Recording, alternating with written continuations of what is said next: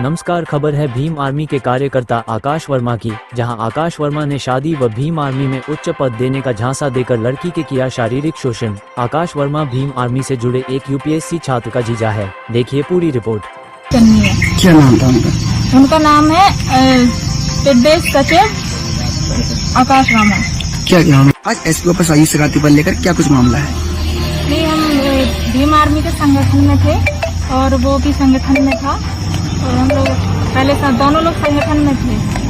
तो आए वो हमसे कहने लगे कि तुम भी संगठन में हो और मैं भी संगठन में हूँ और हम लोग दोनों मिलकर संगठन को आगे बढ़ा सकते हैं।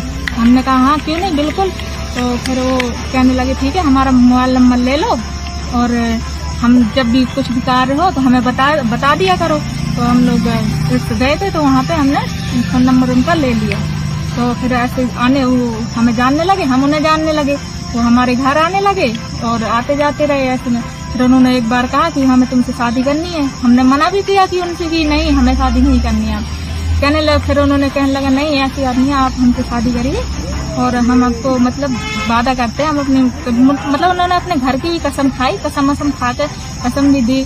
और फिर वो घुमाने लगे, हम लोग जाने लगे वहाँ होटल जाने लगे। होटल गए तो वो शारीरिक संबंध बनाने लगे। उन्होंने हमारे साथ भी बनाने के बाद फिर ऐसे अभी 3 मार्च को 13, 14, 15 मार्च को लगातार हमारे घर भी आए। आने के बाद फिर शारीरिक संबंध बनाए, वहाँ पर भी बोलने लगे कि अभी शादी के लिए सबसे बोल के भी गए। हमारे घर में भी सबसे बोला उन्होंने, परिवार में भी, संगठन के लोग है जो भीम आर्मी में, उनसे भी सबसे बोला कि मुझे क्यों नहीं लिखेंगे। तो वो कहने लगे कि मतलब तुम झूठा आरोप लगा। हमने किस आधार पे आप बोल रहे हैं कि हम झूठा आरोप लगा रहे हैं, हम आपको सबूत भी तो दे रहे हैं।